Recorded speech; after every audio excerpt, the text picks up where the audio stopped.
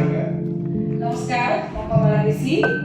यहाँ उपस्थित सबैजनालाई नयाँ वर्ष 2083 को धेरै धेरै शुभकामना सँगै डिएक्सएन नेपालको 5औं वार्षिक उत्सवको पनि धेरै धेरै शुभकामना। धन्यवाद।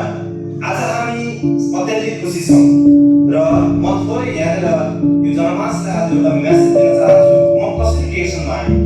2009 अक्टोबरमा म डिएक्सनमा आबद्ध भएँ। त्यति बेला जब डिएक्सनमा आबद्ध हुँदै गर्दा म प्रवासमा थिएँ।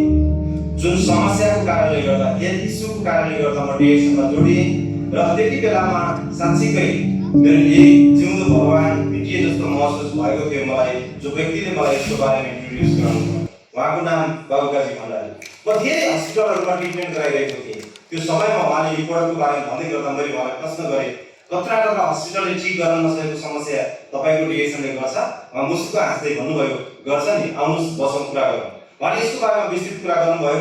करिब 3 महिना खानुपर्छ भन्दै हुनुहुन्थ्यो र मैले उहाँको कुरामा सहमत भएँ। सुरुवात गरेँ। 45 दिनमा मेरो स्वास्थ्यमा चमत्कार आयो। डिएक्सनको प्रोडक्ट अद्भुत रहेछ र साथमा रोग शोक र भोगले तडपिएका मान्छेहरूको लागि एउटा अवसर रहेछ डिएक्सन। र त्यही अवसरको क्रममा स्वास्थ्यको इस्यु ठिक हुँदै गर्दा मैले अब आर्थिक रूपलाई पनि यसो हेर्न थालेँ। एक साधारण परिवारमा जन्म लिएको मेराम खड्का आज असाधारण जीवनशैलीमा कसरी परिणत हुन सक्यो? Because of the DXN. यो कारणले डिएक्सन हो।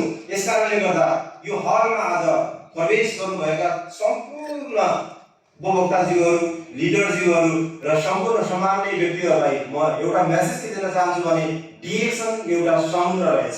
यो समुद्रमा तपाईँ लोटा लिएर आउनु भएको छ या बाल्टी लिएर आउनु भएको छ या ट्याङ्कर लिएर आउनु भएको छ, के लिएर आउनु भएको छ, यो सबै फाल्दिनुहोस्।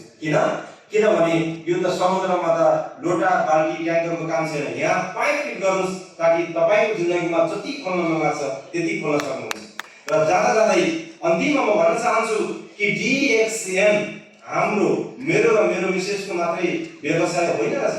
यो बिजनेस त नेक्स्ट जेनेरेसनको लागि पनि रहेछ। आज हामीले प्राप्त गर्दै गरेको जुन क्राउन एम्बेसडर पद, जो आज हामीले सम्मान ग्रहण गर्दै गरेको जो सम्मान, भोलि हाम्रो छोरा छोरीको लागि पनि पुस्ता हस्तान्तरण हुने रहेछ। यो त एउटा अद्भुत चिज रहेछ।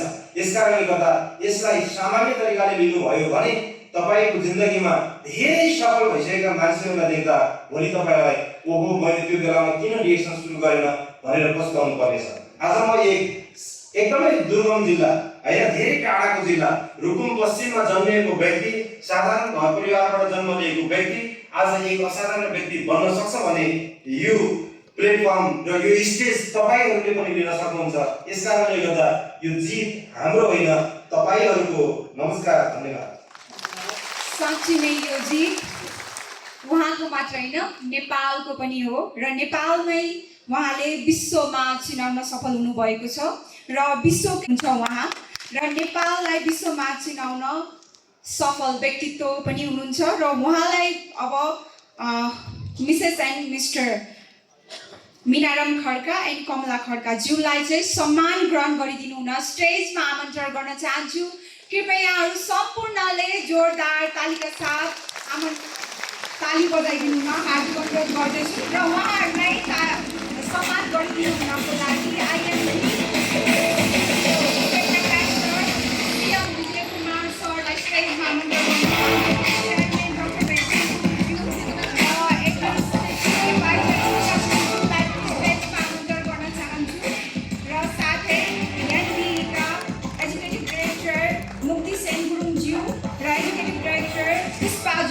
म्यामलाई पनि स्टेजमा आमन्त्रण गर्न चाहन्छु र साथसाथै केएन बासुपाल, सिए प्रोफेसर केएन बासुपालज्यूलाई